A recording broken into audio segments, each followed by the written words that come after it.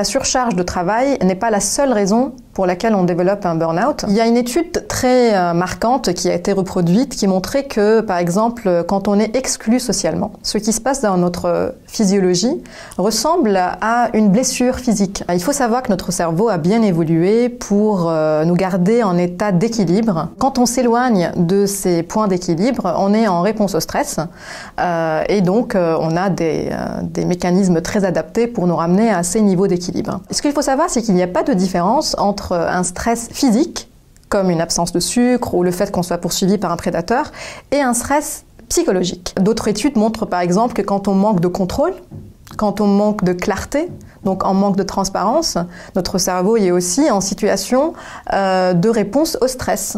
Et donc si cette situation d'incertitude, si ce manque d'appartenance sociale, si cette injustice qu'on subit dure, devient chronique, on est tout à fait sujet à développer des burn-out. Par exemple, si on est dans un état d'incertitude, si on travaille dans des environnements dans lesquels on se sent pas autonome, on se sent pas admiré, respecté, reconnu, aimé, dans lequel on sent qu'il y a une injustice à notre égard ou que nos valeurs ne sont pas alignées avec celles des autres.